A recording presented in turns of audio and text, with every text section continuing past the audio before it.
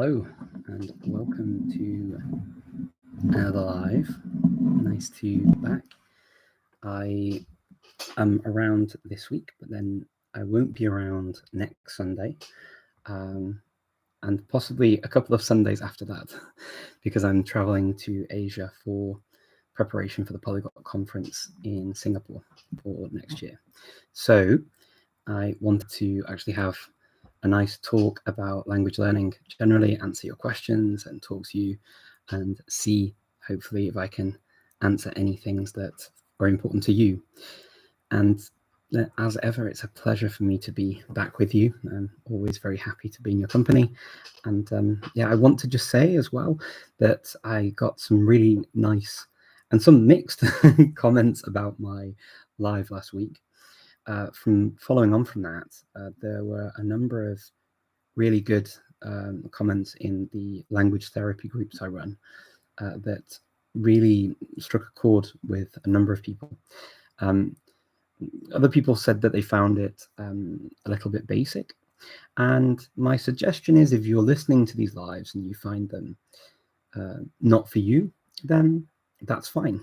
And you can switch off and hopefully come back following another week and see if it works for you. So my advice is always to take the time that you need to listen to what you think is important. And if you've got time and you're willing to listen, then I'm very happy to be here to speak on the topic of language learning and to see if I can give you some inspiration, help, advice, encouragement, all the things that I think we need as language learners. And I include myself in that too. So welcome, and feel free to ask any questions you like. You can even ask questions outside of when I'm speaking, because sometimes what I do is I will look through the comments that I get on various social media platforms, and I will use that as inspiration to think of topics that would be important to you. Let me see. I see hellos, lots of nice hellos. Nice to see you all. Thank you so much for joining. It's I just wanted to update you on a few things actually, because I've been doing a few things recently that I think maybe you might be interested in. So first of all, I'm going through recordings for the Polyglot Conference and adding them into the live environment.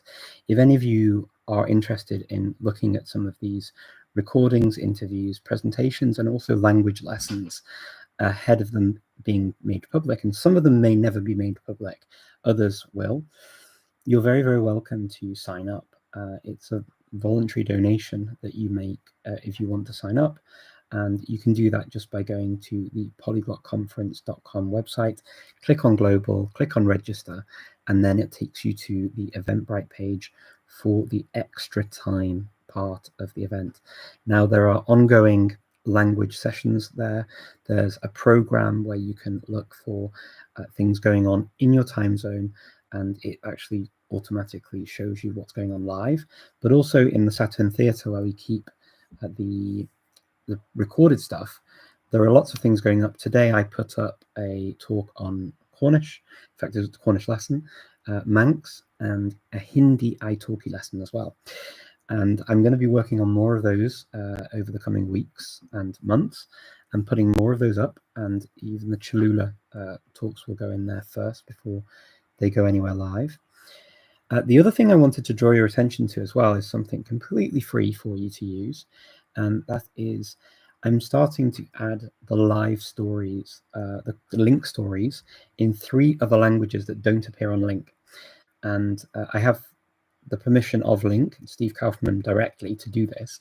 I'm not just randomly doing it. So, if you are interested in creating translations that maybe, or you have created translations that you think Link cannot house or doesn't want to, I'm very, very happy to add such things to the Polyglot Conference website. We have a stories link now at the top, polyglotconference.com, and you'll see stories.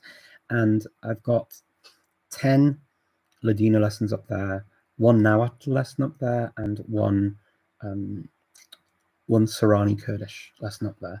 But I've got to, they're not finished yet. I've got to go back through them and make sure they're all updated and all ready for you. But they are absolutely free to use. You don't need to log in to use them. You can just use them off the website. And yeah, I hope that they are useful and that they help to support and encourage more people to learn these languages. And as I say, if you have any languages like these that you would like to see up there that are not likely to go on link, then you're very, very free to let me know, even if you don't have the audio. I know that for link, you need to have some very specific requests to do this. So if you want to add something just to have things for other people to use, that we can get agreement from link, hopefully, to be able to do that and allow people a chance to at least start looking and learning these languages. And then when link is ready and able to take them on board, then I think that would be absolutely wonderful to have these resources. So what we're trying to do really at the Polyglot Conference is to make sort of a legacy for what we're doing, and to really talk the talk and not just not just talk, sorry, not just to just talk the talk, but also to walk the walk and to actually give you things that will help you learn the languages and really support these linguistic communities. So that's kind of what I've been doing, and I hope to do more of that in the future. I think that these kinds of activities, and I would like to develop more types of study materials as well. So if you are interested in this kind of collaboration, please feel free to let me know, and I will be very happy to hear from you. You know where to find me, and so yeah, feel free to send me a message. For now, I am going to have a look through the questions that you have for me and see if I can answer those. Okay, I do see a question related to what I was just talking about, the live environment. Yep, the Stephen Krashen interview is in the live environment. So it is there to watch. It's not released publicly though. It's just in the live environment. And you may be wondering why you're just keeping it in the live environment. And I'll tell you, I work very, very hard on the Polyglot Conference. I don't get very much money to support the activities that I do. And this is one way to at least get voluntary contributions from people and to incentivize those voluntary contributions. Unfortunately, if I were to just give everything away, I would end up just on the street, and I wouldn't. I'd be working full time on this type of material and on the conference, and wouldn't be able to finance any of the translations that I've done for, or I've had done, for example, and support local Indigenous vulnerable language groups by actually paying them for their time to the translations, for example, for Nahuatl or for Sorani Kurdish. Even the Ladino lessons, they were in exchange for partnership and sponsorship for an organization. So none of these things are free. And so all of these things do cost money. And so this is why I ask for something small in return for early access and access to some things that I can't release. There are also 6 lessons of Georgian in there as well. So if you wanted to ever learn Georgian, we've got 6 lessons of Georgian complete course in the Polyglot Conference live environment. So yeah, you can access all of those kinds of things, and there are also lots and lots of talks and interviews and stuff as well. So things that you're not going to find on the YouTube channel yet. And there will be more. There are an awful lot more things to go in there. So I hope you enjoy it, including the Stephen Krashen interview. Some of these, obviously, I will release. But for now, yeah, we need to at least encourage people to help with this. I like to see this as a community effort. And I don't want to sort of go with my hand begging to people. So I want to be able to offer something in return. And this is what I can offer. During the conference itself, I always offer free tickets for people, and so anyone who can't physically donate anything for whatever reason, they've always had the option to be able to be part of the conference and have access to these things free of charge. So it's just now I don't necessarily work on that basis, because I think throughout the year I can't be dedicating a lot of extra time to a process that can be automated for like the sake of $1. I think that, otherwise you can wait until the next conference again. But yeah, this is what we're doing. And also there will be the live environment, as I say, it has live ongoing language practice sessions, language lessons, and also there will be other events coming up in the live environment. It won't just be empty the whole time for the year until the next conference. The idea is that it's an ongoing open environment for you to use. And you can also use the forum to be able to keep in touch with each other and to agree times and use the rooms, and you can request new things to go into the program so that you can meet up. It's a fully paid Zoom account that you get access to, so you'll be able to actually have lessons or talk for hours and hours, and you don't get cut off every 40 minutes. There are some rooms that are not. I've just got the basic Zoom accounts, but there are a couple of rooms there with full Zoom accounts. So you can do quite a lot, and you can request for things to be recorded if you wish to. So yeah, let me know. Hello Richard, how can I improve my German? Can you recommend pages for practice? I think you can't really go far wrong with the Deutsche, the Deutsche Welle has some really good free resources for German learners. It's pretty good. There are so many things for German that you can use. It depends what level you're at, but you've got Link, you've got the typical sort of books that we sort of talk about very often, sort of international brands like Teach Yourself and Assimil and etc. But you also have audio versions, so you can start with an audio, like if you're starting German, like your Michael Thomas or your Pimsleur or something like that. But you may well, if you're looking to improve your German, I think that probably the Deutsche Welle site is free and easy, and there's lots of stuff on there. So that's going to be my first choice for you. But yeah, there'll be others as well. Good evening. I have also follow people on social media who create German content. There's loads of them. I may need to update that blog post actually, but I created a blog post of social media accounts for different languages, and I think I've got some German included in there on my speakingfluently.com website. I've got sort of a thing just with TikTok and different places where you can find different people, but I can update that as well with some more, because there are definitely more now that I found since I created that post. I may update it. I have a question about reading of literature. What's this? High value enough to go from B1 to C1, 19th century literature. And what's your question? Which one would you use? Is that your question? I think it depends what kind of genre you like and which language you're talking about. Are you talking about English or talking about another language? Did you publish your interview? Yes, I think I got one. That's the question one. Yes, sorry about that. That's the one that came up as I was scrolling up, and it stuck out to me. Let me see. Okay, Richard, everyone always talks about how to learn a language. It seems that they never talk about which dialect they choose and why. How do you choose each dialect, accent to learn, and for each language? I don't. So I don't choose necessarily a dialect or an accent for most languages. So might choose a variant, or it might be chosen for me. Usually it's chosen for me by the resources that I've got. And then what happens is it gets modified sometimes by the people and the relationships and the places I go and live in. So that happens, but I don't tend to choose it as an initial thing. I tend to go for a standard type language.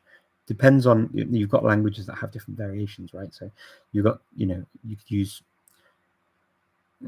US standard in US English versus standard UK English.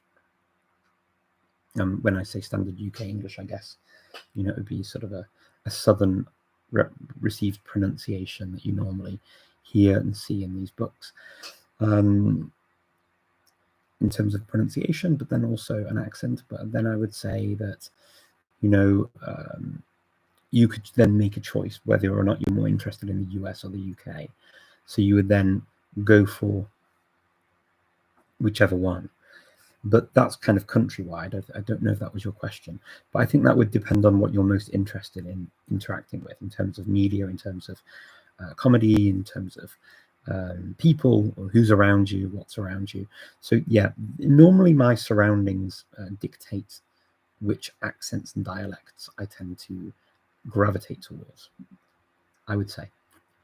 I would like to design posters for future conferences, if at all possible. Craig, wonderful. Please send me an email at polyglotconference@gmail.com. Very welcome. Thank you so much for your offer. Another winner. How is your Romanian? Is the Romanian diaspora noticeable in Macedonia? No. No, so we don't really have Romanians that much here. We have a Romanians, or Vlach, as we call them locally, and they tend to be around Kruševo, normally, which is the main Romanian stronghold in the country. And it's actually an official language of Kruševo. In fact, Romanians were present at the forming of the First Republic. So it's an important sector of society in terms of they've been a part of the society for a long time, and so they are recognized and as a group, and the language is recognized, and the language has official status in Kruševo. I think the only place in the world where it's officially recognized as an official language. I think in Romania you have education in Romanian, but not. I don't think it's got an official language status anywhere in Romania. But that's it. I mean, and there are lots of different variations of Romanian as well. It's not just one language. There are lots of different types of Romanian, and I've got dictionaries and stuff on it, but unfortunately there are not many good resources to learn it. I tried to find some at some points, and I couldn't really find very much, as I looked for teachers and classes in Skopje, but I didn't find any. There were at one point people to reach out to, and they've kind of disappeared. If I ever find them again, I'd love to learn. Why not? But Romanian, otherwise, yeah, I mean, I use it from time to time, but not very often, and my Romanian's not amazing. It's nice though. Tiffany, I like Seedlang for German. Okay. And partially associated with Easy German. Yeah, the Easy German series is really good, actually. So Easy German is on YouTube and on Instagram and on TikTok, and that is a really good. I can absolutely endorse Easy German as a channel. I think that they do an amazing job, and I think that the language they use is really relevant and useful, and also quite fun and entertaining to watch. I understand. I've watched the Georgian lessons. You've watched them in the past. Oh, good. I'm glad you watched the Georgian lessons. I'm from Iran. I can't donate. Hopefully after the revolution. Well, thank you so much for wanting to donate. And as I say, particularly for people from places like Iran, and places where you cannot. I know you cannot physically donate, and I know it's not because you don't want to. I know it's because I mean, I don't think I've ever met a bad Iranian. I think everyone's been so nice from Iran that I've ever met, and you know, you're just lovely people. So I know that you're very generous as well as a culture. So I absolutely understand that, and that's one of the main reasons why I have these donation-less options to join the conference every year, and I will continue to do that because I think that it's really important to have the diversity of everyone as a world. I think that's really, really nice. So yeah, thank you. I'm glad you made it to see those lessons. Hi Richard, out of curiosity, have you experienced whether dieting helped you improve your cognitive ability to learn language? No. I've not done it to try, so I don't know. Possibly it would though, because I mean, you know, what you put in your body and what you do does have an effect on your health, and I imagine also on your brain as part of that. But no, I haven't tried, so I can't. And also, I think it would be very subjective if I tried. But yeah, I mean, there's bound to be, right? Okay, apologies if you've never addressed this before, but what's your opinion on Rocket Languages as a beginner system for learning? I've not really used Rocket Languages, so I can't give an opinion. I just I remember seeing them many, many, many, many years ago, but I never really used them. So I can't really give an opinion, I'm afraid. Let's see. Hello, Richard. What really motivates you to learn new languages? Thank you in advance. People motivate me to learn languages. I also enjoy learning things that are connected. So I like seeing connections in life, but people I find definitely help a lot. All of those channels are good. Easy Greek with Dimitri and Mary Lou is who I watch. Yeah, all the easy channels are good. Actually, I was in an episode of Easy Dutch, so you can find me on the Easy Dutch channel if you're so inclined. Let me see. I'm sorry, I'm coming to Instagram now. I'm just having a look through. There are lots of waves. Hello, hello, hello. I'm just going to see if I can find. Okay. ¿Es tuyo? ¿Qué hiciste con Luca Lampariello? Sí, hace como 10 años. Sí, años. Es muy interesante. Me pregunto cuántos idiomas has aprendido a lo largo de estos últimos 10, 11 años. Bastante. Es que he estudiado, yo voy a decir estudiado más que aprendido, porque aprender para mí significa más como has hecho casi todo, ¿no? No sé, en tu opinión, qué crees, pero para mí sí que aprender y estudiar en español e inglés, en otros idiomas es distinto, porque quiere decir otra cosa, pero para mí estudiar es como estudiar parte de algo y aprender suena más bien como has aprendido hasta un nivel que realmente dominas el idioma o lo que sea. Y así que yo diría pues bastantes idiomas en los últimos 10 años. Cuando conocí a Luca la primera vez, hace no sé cuántos años, hace 14, 15 años a lo mejor, no, 14, 13, 14 a lo mejor años, sí que han pasado muchísimos años y muchísimos cursos en la universidad y todo. Es que realmente sí, y he vuelto también a aprender cosas que había olvidado y cosas así. Entonces, es un poco difícil decirlo, pero sí, bastantes. Yo diría sí que puede ser también estudiar como parte o hasta un cierto punto, bastantes idiomas, sí. 15 a lo mejor, no sé. No sé. A ver. How should we convince language learners that the language learning process takes time and effort?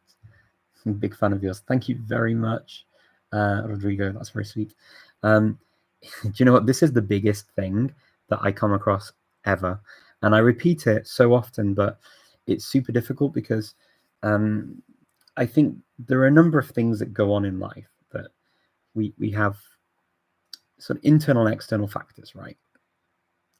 The internal factors that make people think that we can do like superhuman things are things like the school system, life as an adult, where we think that we should keep moving forwards in our studies and it should never end, and therefore we have to keep moving forwards, otherwise we don't do anything. And then we see people externally who portray their knowledge, their abilities, their journeys in an online environment, which can only ever really be a 2D experience. What I mean by that is that it's almost like an image where you only see the 2D. You don't see what's going on behind the scenes. You don't necessarily, even if we tell you what's going on behind the scenes, you don't really see it properly. And that's because it can sound a bit like, oh, it's been a hard week. But then you perceive the progress, or you perceive what they've been doing, and you think it's going to be, they've actually done way more than maybe they can. And also, I mean, I guess to a degree as well, I mean, there's something performative about social media. It's a bit like TV or whatever else. There's something a bit performative about it. So, I mean, even my very first video on YouTube, which was this 16 language video, I took 16 of the languages I'd studied at different levels, spoke them, and most of the conversations and the comments around that video from the beginning until probably present day are still about, do you speak them all at the same level? You know, this language is bad, that language is good, you don't speak that one, you speak that one really well, and your accent is this, and your accent's that, your pronunciation is this, and to be honest, it's I mean, I explained, I mean, you can explain until you're blue in the face that these are all different levels. And I much prefer to try and give a realistic view of what life learning and speaking a variety of languages actually is, because I think it's more relatable, and also just in line with reality. I mean, you know, there are certain things about learning what I call anchor languages and then understanding and knowing languages around them that is very hard to get across. And I was having a conversation yesterday with a friend of mine, Chase in French, if you want to look him up, and really nice guy. And he was really surprised when I said that I was in Poland and I spoke Polish.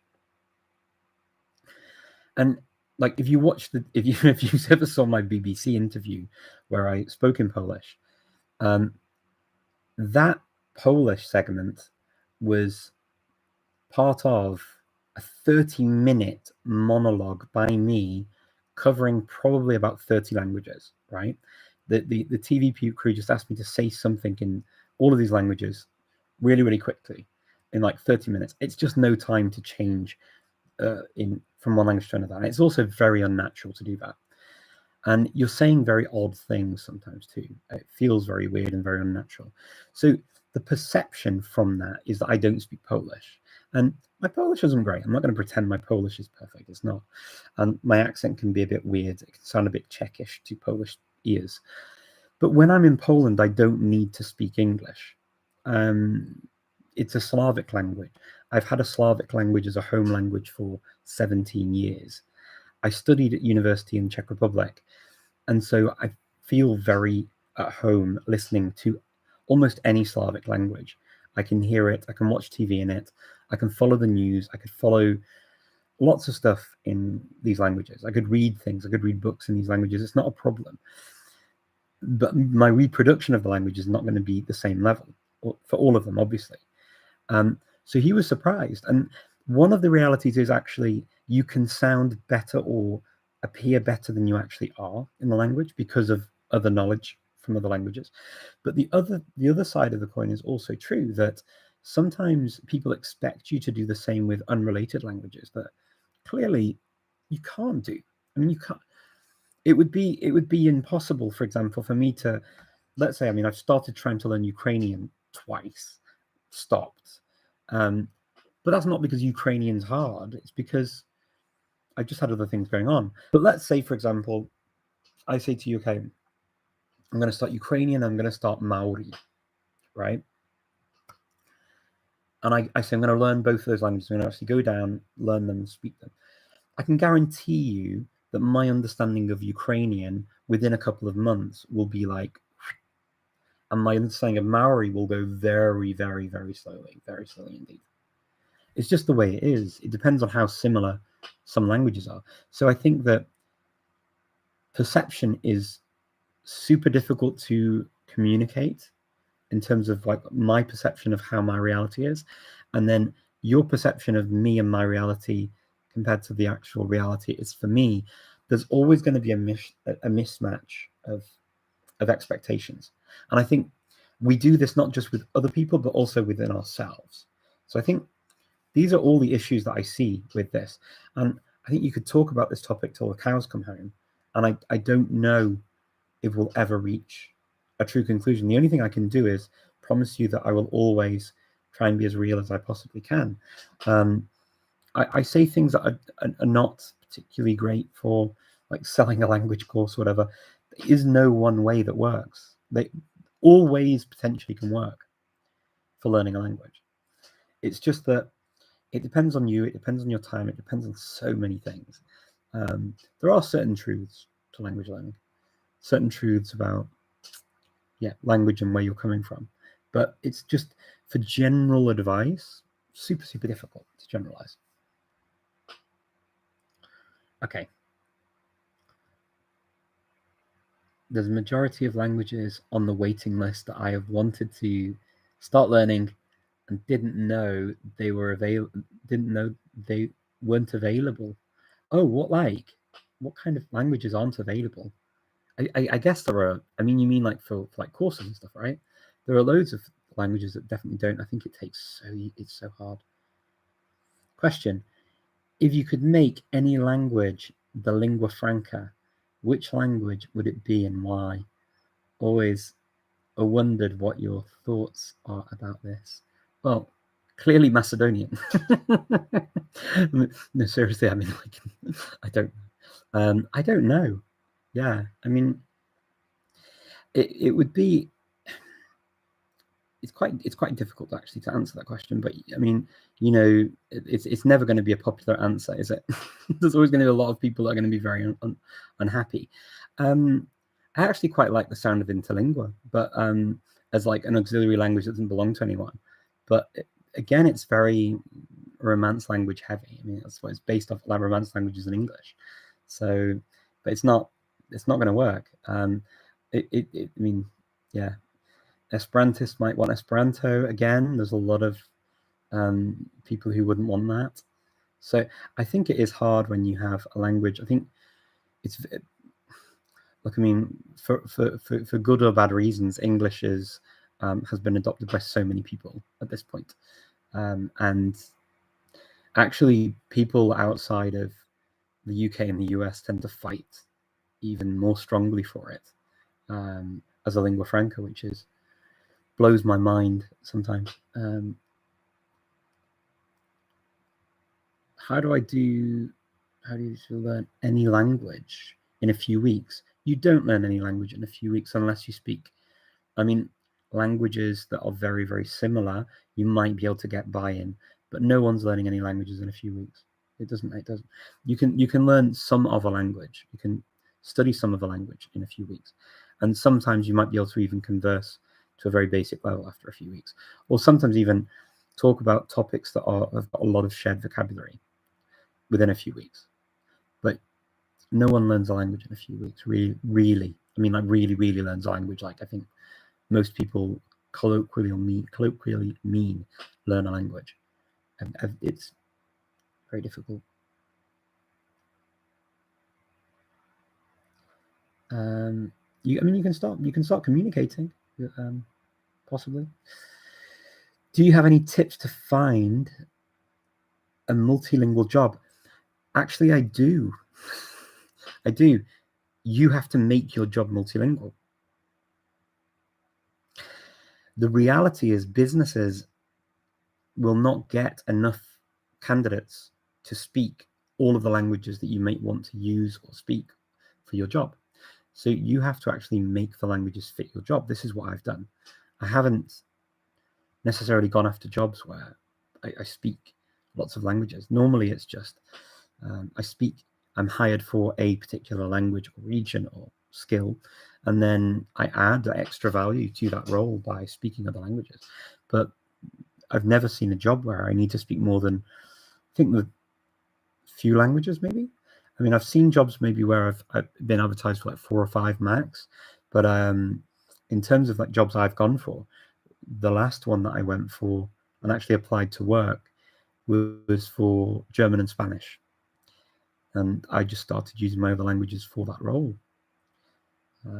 Started off with using French and Italian and what else, a few others, and then started using others as well, which is cool. But yeah, that's what I do, and that's what I've done always. Actually, even when I worked in the Foreign Office many years ago, I didn't have to speak languages for the job. I actually passed external examinations in English and maths and presentations about political questions, and then when I got into the job and into the role, because I had languages, I could work on international projects, and I simply used them to add value to the project. So I was going in and setting up meetings with foreign office counterparts in Germany and different places, but through the medium of German, and not, which is, it's cool. I've done that many times in work. I started in another job where I was taken on just to speak German, and I was giving technical support in German. But I offered the other language teams, if they had any overspill calls, if they wanted me to take them, I used to just have my phone, and my phone was then connected to obviously the German team for Germany, Switzerland, and Switzerland, Austria. So I no longer had to give up any calls that were in French or Italian for those languages. So I just took those anyway. Then I took the French, the Belgian, and also the Netherlands. I took the Dutch ones and the French ones. I also took Swedish and Danish, and Norwegian if it came through as well. I also took calls in Portuguese and in, what else? I think that's it. Might be it. Quite a lot of languages. I mean, like 9 languages, maybe 8, 9 languages. And I did the same in my job in the Netherlands. I used to take all of these calls in other languages as well, because I was working for I'm always, German's like been the language, the in language for me, because I get interviewed in German, and then I get these jobs in German first of all, and then I see that there are other teams and there are other ways to use languages, so I just use them. But normally, yeah, German's probably been the #1 language for me to get jobs. And when I was in the Netherlands, they trained me as a network engineer for a couple of years, and then I worked in German, and then just started taking calls. I switched departments actually, and I much preferred the less technical stuff and the more sort of hands-on customer service, marketing type stuff. So I worked in customer service for a bit, and then marketing for a bit, and I took calls in lots of languages, and it was great. That's the way I really started using lots of languages altogether. And then when I was in the diplomatic service, the same thing. Just use lots and lots of languages all the time. Thanks for the reply. I got a great insight out of it. You're very welcome. I'm glad I can help. I mean, look, I'm very happy to share my experience, and I think we're on this planet just, to hopefully to help each other and to enjoy each other's company while we're here. So if I can help, I'm very happy to help. Are there any apps or online courses you recommend to learn Arabic? That is a really big question.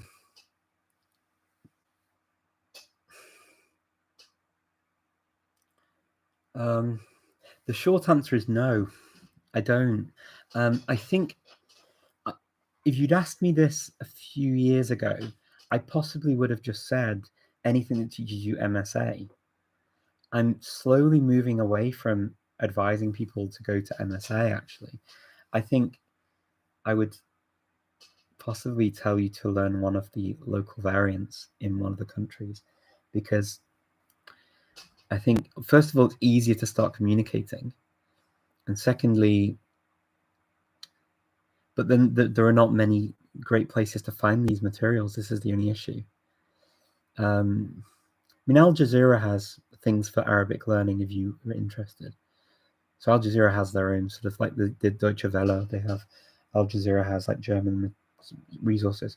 I mean, and again, you've got the kind of your sort of obvious people, like your links, your teach yourselves, your ASSI meals and colloquials and all of this stuff that will teach you MSA. The thing is, MSA isn't actually a commonly spoken language. It's the one that you read. It's the one that you hear on the news and all that kind of stuff. But if you're consuming actual media in it, then I mean, you've got lots of things in the different variations of Arabic, and so potentially, if you're going to go to a country as well, I'd say pick one of those first, and then see with the people what kind of materials and resources you can find. but possibly then, if you want to do MSA, have a look at that. Have a look. I mean, you've also got Mastering Arabic, and you've got that's the one that we used. I used Linguaphone Arabic at university in Leiden in the Netherlands, and then I used Mastering Arabic when I was in the Foreign Office in London. But I mean, and then I did courses at the university in Dalarna, Sweden. But it never really went very far because I only got to the basics really, and then the opportunities to use it went away. So I was kind of kept getting thrown back to, okay, well, I need to focus on something else, because I was focusing on it for work and things, and it was just impossible. So I had to admit that, you know, Arabic wasn't really going anywhere for me at that time. Maybe later, who knows? Hola, hola. Hello. So let me go back to the questions. I see some more now on YouTube. Do excuse me, I'm kind of trying to get through them as quickly as I can.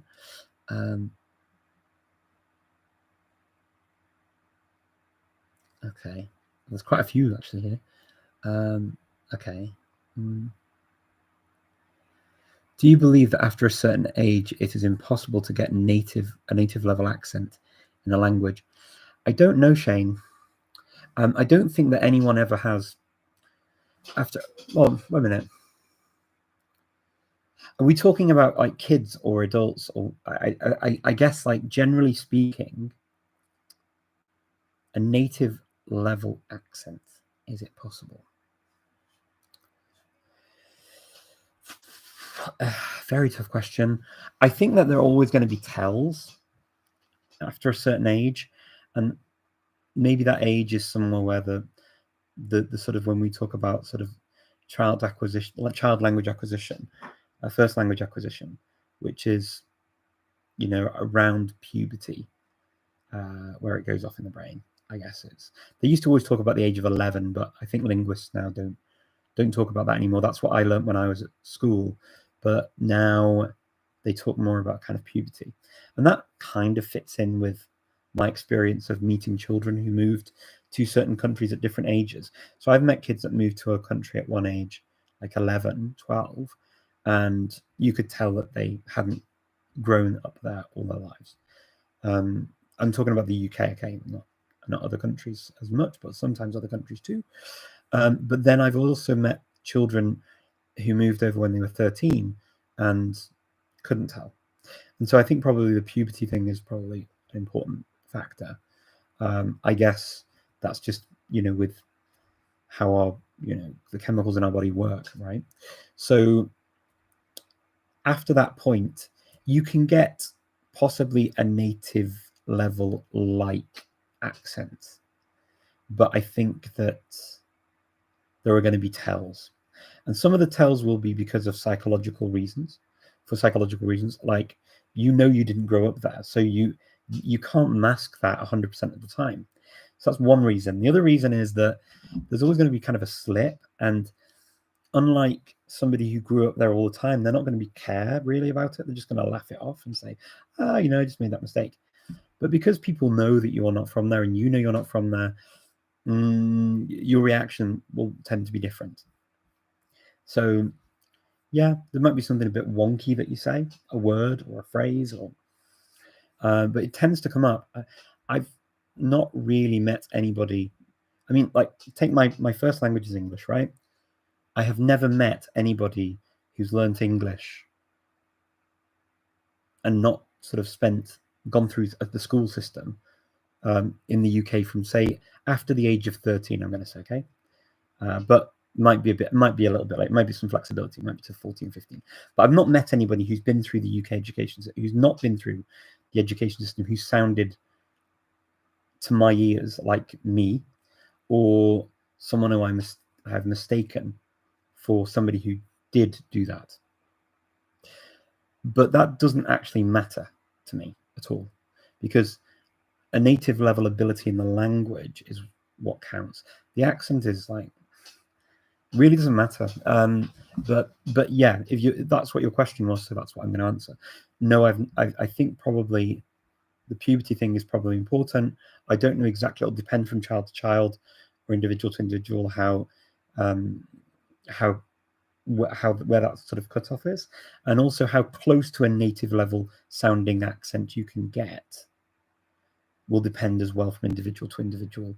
Their capacity to reproduce sounds, their experience of hearing differences with the language, their psychology. Sometimes we actually have just a psychological barrier where we want to keep our identity, or we don't want to sound false. That happens as well.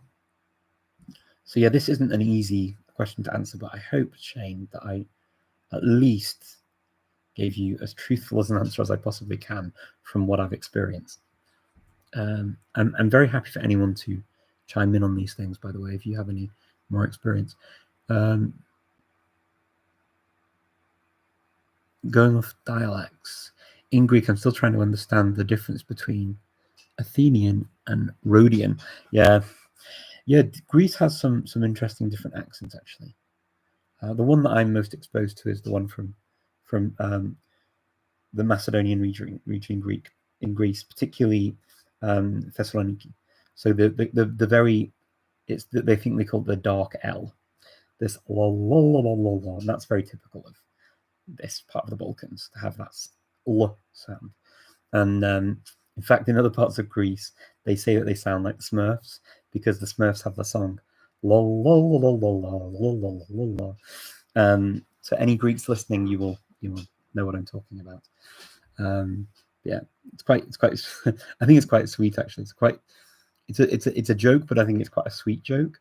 And it's the same L that we have in other languages in the area, which I think is super cool because it shows another bridge that unites us all, which I think is great.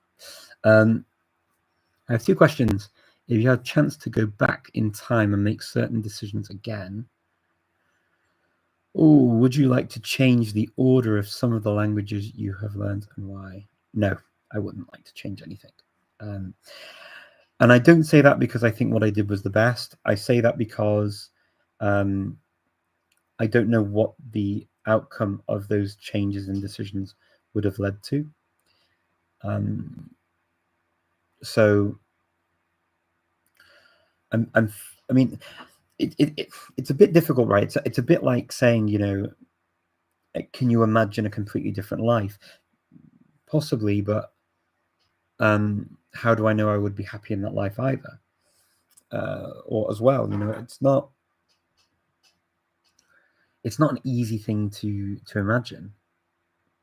And I'm maybe thinking a bit too deeply about your question, but my thought is always wishing for something that you don't have isn't just the one thing that you don't have, it's all the things that go with it. So it's like wishing for like $1 million or £1 million or €1 million or whatever it is you're wishing for, right? It's hard to imagine what life would be like with that change from, a few €100 to €1 million, for example, in the bank. It's hard to imagine what that change would be like if you haven't had it, or you haven't got it. Same with the language, any decision, or did you do a certain job, whatever, because the experiences of your environment shape you, and therefore how you see the world and how you see things and how people see you as well. So you learn to react and adapt to those things in different ways. And so I always think that I can't imagine how that would be different. So my gut answer is no. If I were kind of going into fantasy land and saying, yeah, would it be cool? Of course, I could go back and say, oh, wouldn't it have been cool if I'd had like Chinese at school and just, or, I'd spoken better and more Thai at home. And then because I was supposed to go and live in Thailand after university with my family, and I didn't. Instead, I got the chance to go to Germany, and I chose Germany because I thought that it would be more useful for me to find a job afterwards. And so I followed that logic, and the logic wasn't wrong. I mean, I every job I've got is because of German, pretty much, except for the Foreign Office. Every job, and it's been a really useful language to learn well. I'm not saying that Thai isn't, and it probably for family reasons it would have been very nice, and I possibly would have had other opportunities in Asia had I gone down that route of improving my Thai and going and staying with the family and really getting good at it. The fact of the matter is, I mean, I made a decision, and that's the decision I made. And I could have had time to go back and change it if I wanted. You know, if I decided that German wasn't for me or whatever else, there's nothing stopping me going and staying with family in Thailand again. But I just didn't do it. And so my Thai remained very basic, and to this day is very basic. And I still don't read and write it very well at all, if at all at the moment, probably, if I think about it. But yeah, I don't really worry about it too much. And my second question is, if you had a chance to get one free language right now, which one would you choose? Okay, that's quite an easy question for me, actually. I'm going to choose Greenlandic. Can I have Greenlandic, please? Just because the effort required for me to learn Greenlandic would be so overwhelmingly big. I mean, it would be such a big effort to do that. I would love to be able to speak Greenlandic. It's such a cool language and so different to any other language I've ever studied. I've never studied it properly, and I've never studied another language quite like it. So I think that would be quite challenging for me to learn. So yeah, I'm going to choose Greenlandic for that question. Hi Richard, I'm preparing for a trip to Europe, and I have never been. What's this? Sorry, brushing up on. Oh, sorry. I've been brushing up on my French, Italian every day. How often do you return to actively restudying your higher level languages? I don't really. I don't study them. I just use them now. So, I mean, after my degree, I just started working in many of these languages, and so I use them for work, or I use them for friendships and relationships. So it's not, yeah, they're not languages I study per se. I just consume materials in them, but I don't necessarily study them as like the language is the point. I will listen to things in them and maybe learn things about the world through them, but that's about as far as it goes. Hey Richard, going off the lingua franca, and as a new Esperantist, have you ever tried learning it? Yes, mi parolas Esperanton, Jack. I also 100% agree with you that non-Anglos fighting the English as a foreign language drives me crazy. Yeah, absolutely, Jack. Ŝajnas al mi tre stranga afero. Will you learn Hindi in future? I would love to. I would love to learn Hindi. Absolutely love to.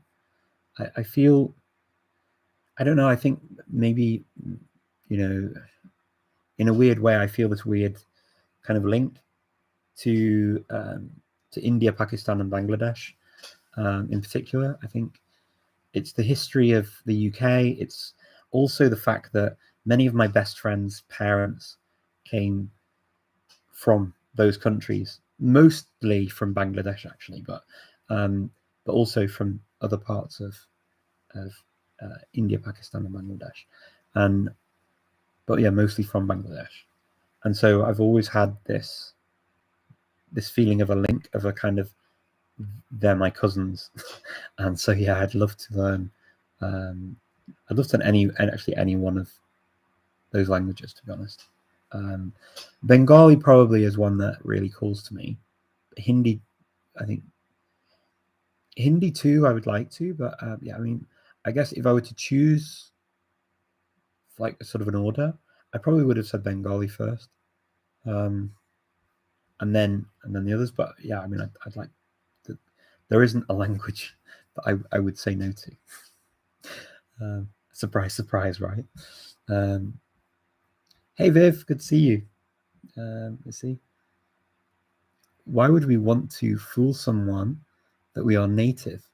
It makes no sense as an educator myself to bother. Sounds like clear and understandable is not, yeah, and not too strong an accent. Yep, Jeff, Viv, I'm with you.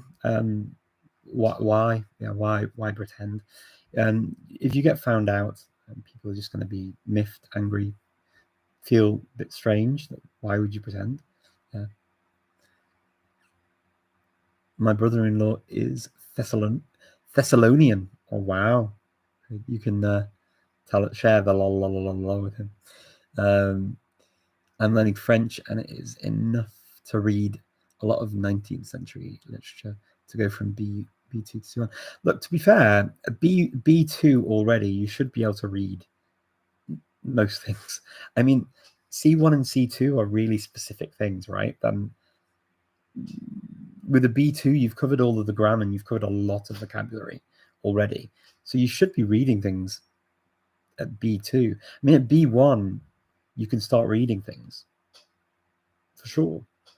No, I know I have. I've read things people have taken me through books or chapters of books in languages that I've had at B1 and B2, and it's not that crazy. I mean, it really isn't. I mean, when we were at school in the UK for our A levels, and A level goes up to B2, we read Germinal, and Germinal in French is like this thick.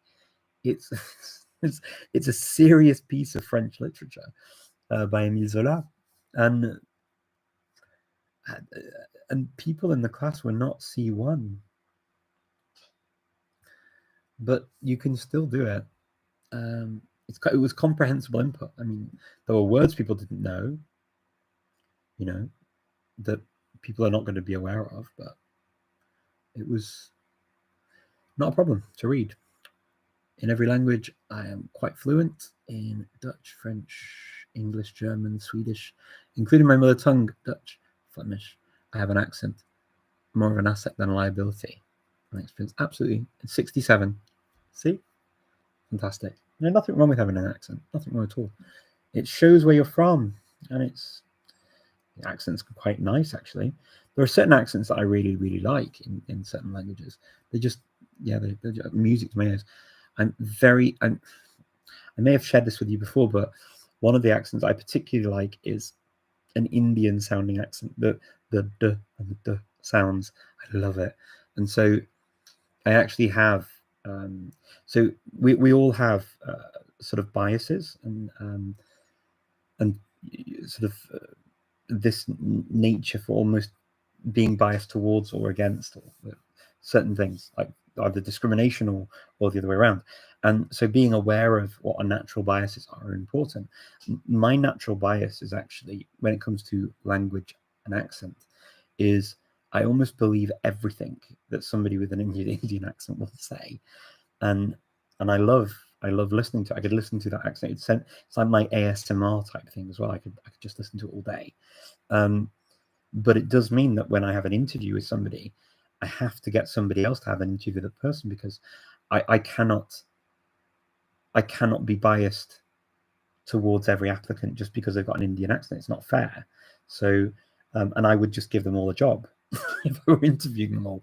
So I've been in positions where I've had to let other people interview anyone who has, or at least do a second interview with anybody who has an accent where I recognize I'm going to be just too biased towards them against other candidates. So my others might be more neutral, but if somebody speaks to me with an Indian accent, for example, unfortunately, I'll be biased towards them. And so I can't trust myself to not just give them a job and believe everything they say. So I don't know what I'd ever do in India. If I ever go, I'm going to be absolutely ruined. It's not going to be good. I want to go desperately, but I don't know what I'll do. I'll get conned into everything because I just believe everything. Let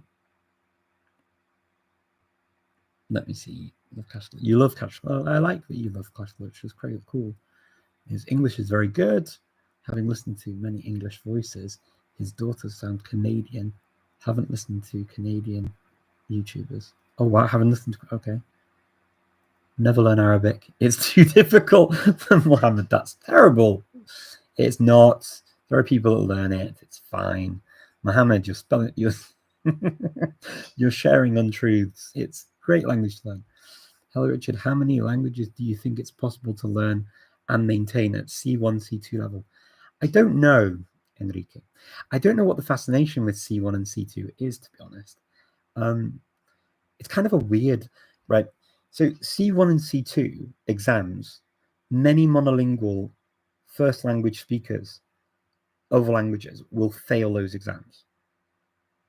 I just want that to sink in for a second, okay? I know that everyone puts the C1 and C2 as this thing that you need, but you really don't. I mean, most conversations and most interactions are at maximum around about a B2 level. Maximum. I mean, many interactions are A2, B1, but I mean, C1 and C2 really are, they're very, very specific levels. As I say, many people who just speak one language would fail. So how many? For some people, none, zero, none of them at C1, C2 level. And that's why we don't use C1 and C2 levels when we talk about our first language or our native language or native level language or languages. We talk about the N level. So there's a level N that goes after, which stands for native level, because it's not the same as C1 and C2. And so we need to recognize that.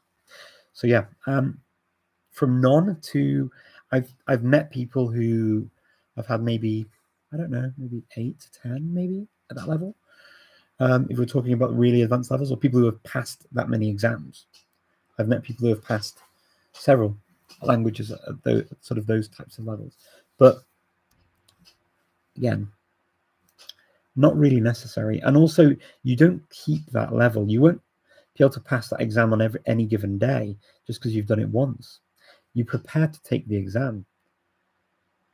I've also met people who have passed the C2 level in languages like German, and I was drastically underimpressed with their ability to actively speak the language. I'm not going to give any names, but it made me wonder what the point of the C1 and C2 levels actually is. But anyway, that's a completely different discussion, I guess. But yeah, I mean, look, you can get very, very good at a B2. B2 basically, what I mean by B2 is you've covered all of the grammar by B2. The grammar's covered. You've covered pretty much most topics you're going to talk about in the language. You may have some specific things that you need to learn that are relevant to your own language, but C1, C2 levels are, I think, sometimes very much overrated in the language learning community, and don't mean as much as we think. But they are necessary for certain roles, certain positions, certain visas, certain. But yeah, I've not heard very convincing arguments as to why. I will wait for your video on how you're going to learn Hindi, and that will be going great. Bengali is also an option, so thank you very much. I hope to be able to do that at one point. So I'm going to come back to Instagram and just check any more questions here. Let me see. In some countries, people speak many languages, but in some, even with years of teaching them in school, everyone speaks only one. Do you think that's cultural or a problem with the education system? So, look, human beings generally, and children generally, will choose the easiest path, okay, the path of least resistance. And so a human being's goal is to communicate what's going on, what they feel, what they think, their opinions on things. That's the general goal. So if they see that there's one language that dominates, they will choose that language, and they will get very good at that language to the point that they feel very comfortable.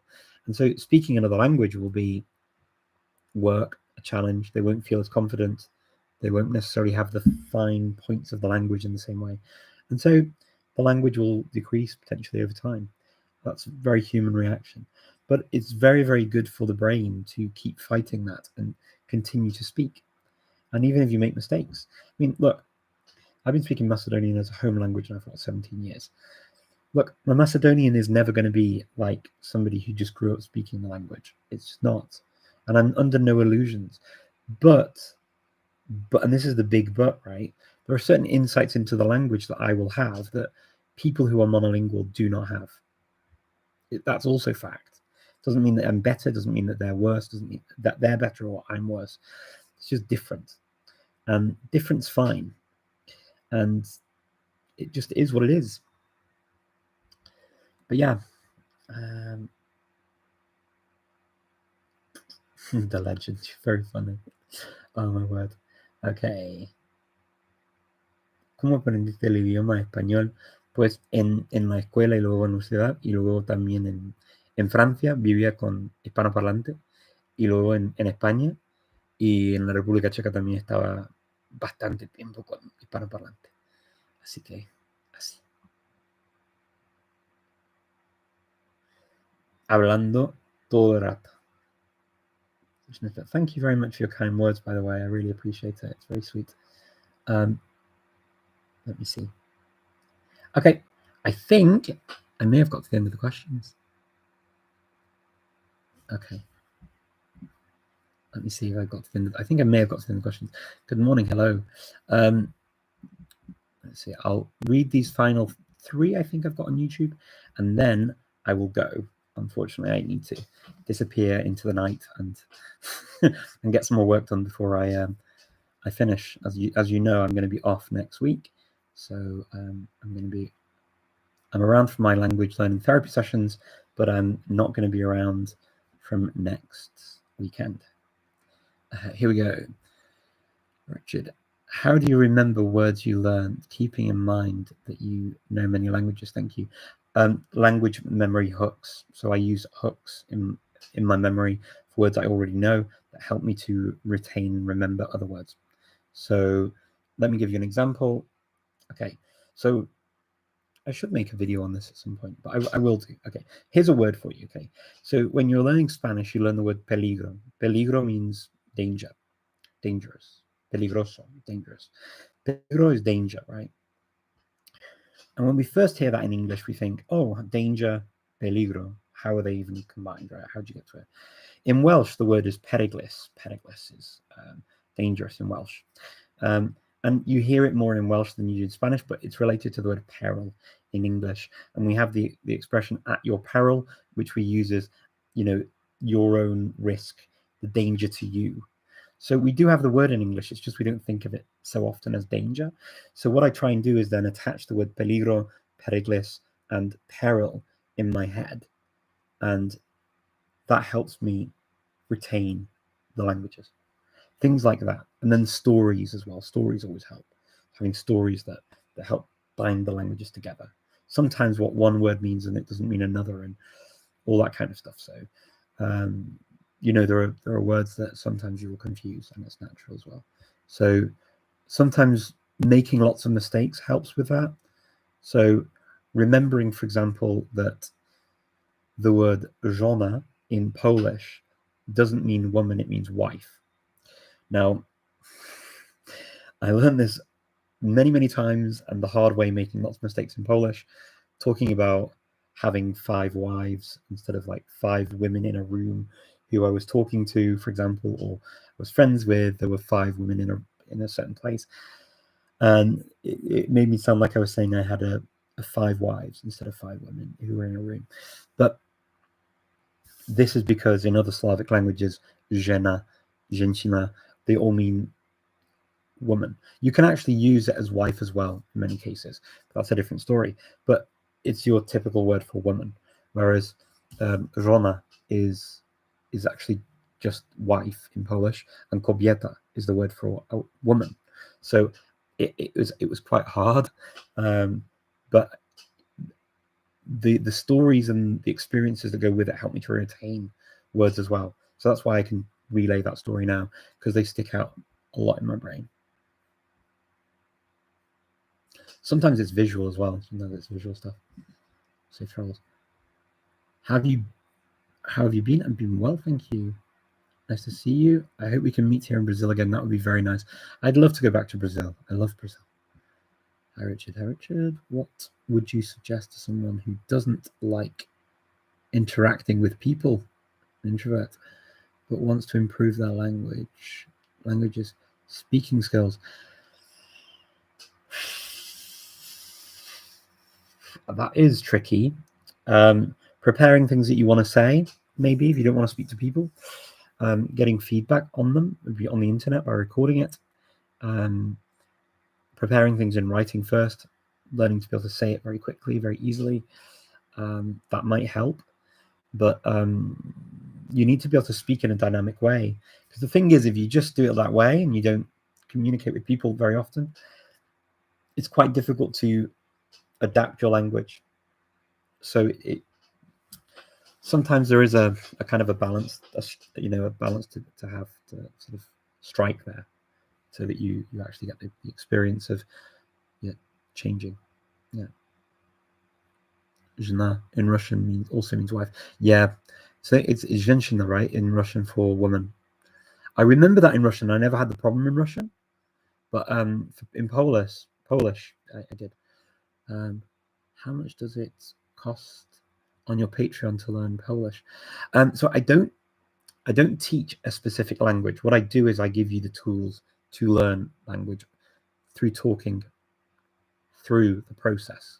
So if you want to learn Polish, then I can help you focus on Polish. But what I do is I give anyone the experience, and we talk through how you do it. Actually, a lot less is to do with that than it is to do with the actual doing the learning. Człowiek usually means person, whereas in Ukrainian, человек usually means man. Yeah, exactly. Louder. Yeah. So человек means man. Yeah. So the other one in what was the one in? There was another one in Ukrainian that doesn't mean the same thing either, and I think it was a word for family that isn't family it's like a relative in Ukrainian. If I see the word, I'll know, but I can't think of it now.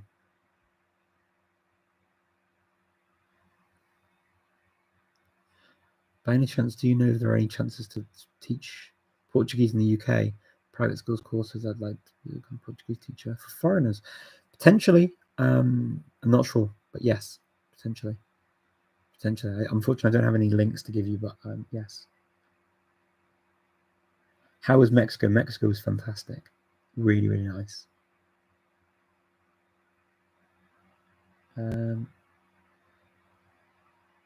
Okay. I am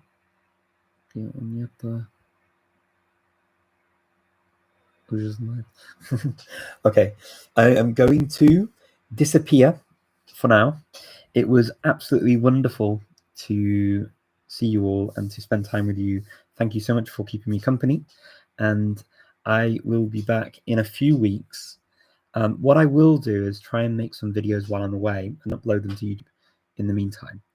You are very, very, very welcome to suggest things that are important to you.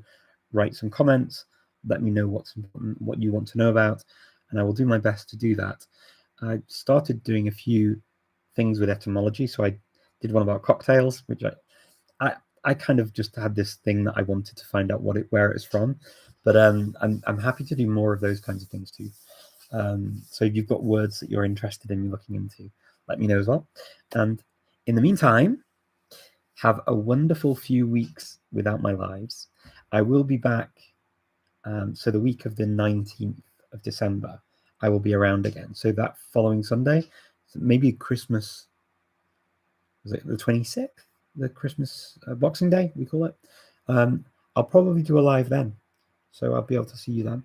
And then afterwards again. And I will try and do my lives every week again after that. When I'm back, I will update you on what it was like in Asia. And I'm sure I will meet some interesting people and have some fun discussions to share with you.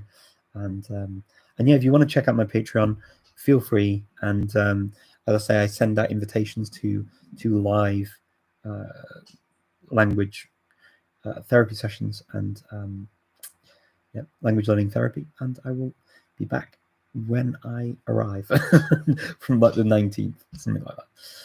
So yes, thank you very much. Diolch yn fawr. Ja, diolch yn fawr i ti. Okay. Well, chi. See you soon. Take care, everyone. It was a pleasure and happy language learning.